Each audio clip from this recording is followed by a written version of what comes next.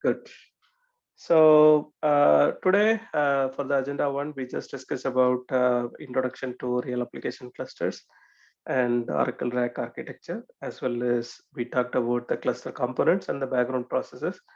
And we also looked at the startup sequence, and we are going to proceed with the grid installation. So on the day one, we just talked about why we need a clustering.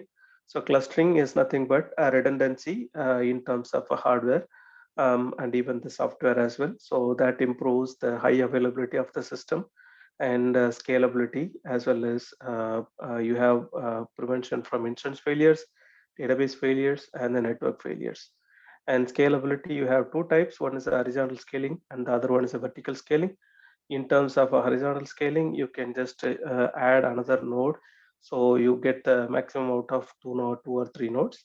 In terms of a vertical scaling, you improve, you just enhance the system capacity in terms of CPU memory, so that your systems will be performing the needed things. And we have two types of clustering as well, active passive and active active. So in terms of active passive, it will be active on any one of the node, whereas in active active, both the nodes will be active.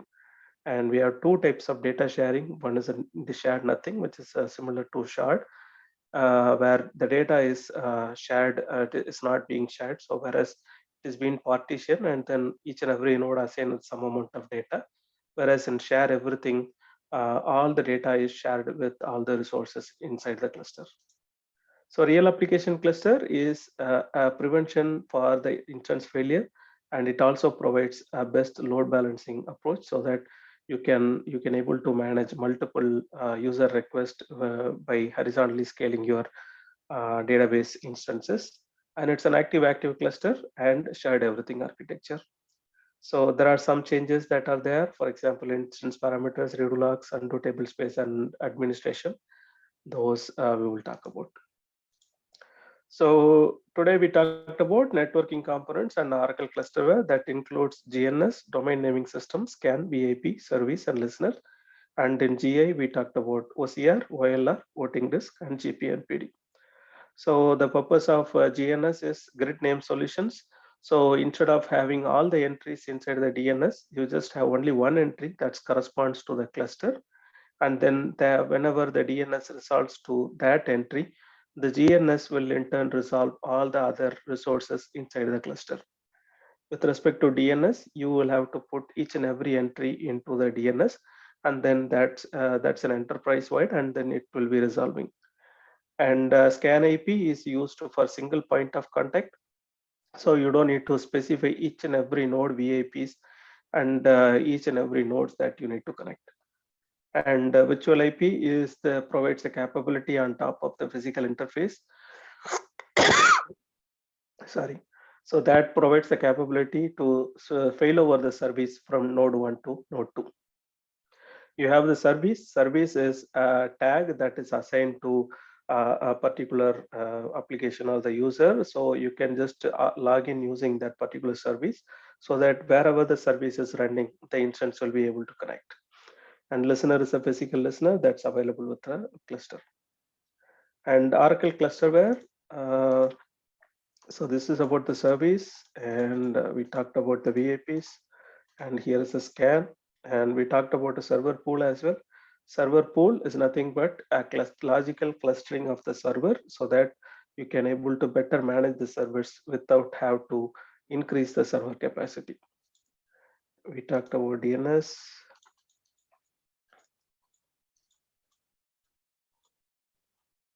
Good. So Oracle clusterware is nothing but a software which manages all the resources within the cluster. That includes databases, instances, virtual IP, scan, and everything. So you have there are three components. One is voting disk, OCR, and the background processes. Voting disk is a clusterware file that manages the active of all the members that is part of the cluster. Each and every member register at a regular interval to the voting disk. There are two types of heartbeat. One is a network heartbeat, which is a ping response with each and every other node, as well as ping response to the voting disk. And the second one is a disk heartbeat, where it verify for the shared data files as well as the storage, and then it just make an entry in the voting disk. And the CSS is the process which manages the voting disk. And in case if there is any member that does not vote into the voting disk after the interval, that node gets evicted.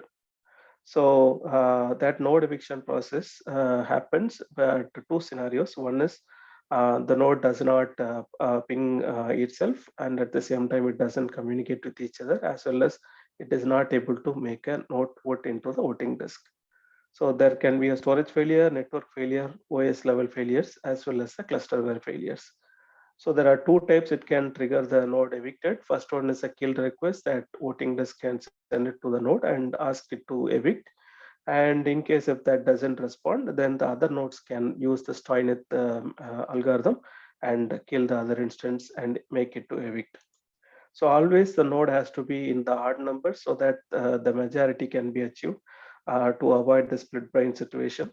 So in case if we end up in the same amount of vote at both the levels, then wherever we have the master vote, that node survives and the other cluster is getting evicted. From 12C, we also have the other parameters like type of node, number of services, public network failure, as well as the flex-ASM that comes into a picture when before the node eviction happens. We can also override manually by using the CSS underscore critical parameter. So you can set it at the database level, you can set at service level, you can set at node level as well. So OCR is the file which contains all the metadata information about the cluster. That includes what are all the members, what are all its resources, services, and all the infrastructure details about the cluster components. And you can duplicate it. You can have a redundancy of OCR, and you can use the OCR config and OCR check and OCR dump to manage the OCR data. So OCR is placed inside the ASM. ASM needed to bring up the OCR. So that is being resolved by using the GPNP profile. So GPNP profile is a profile that is located local to the server, and that contains the metadata of the cluster, network interfaces, ASM, and etc. It will be used during the installation, system reboot, as well as whenever we are making any changes. And this is this also have a wallet. Using that wallet, we were able to read, CSS process is able to read the disk header and fetch the data from the voting disk.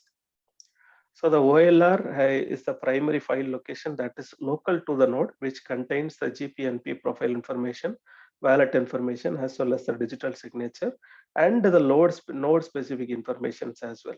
So using that information, so the GPNP profile will be read, and then the CSS process able to read the data of voting disk.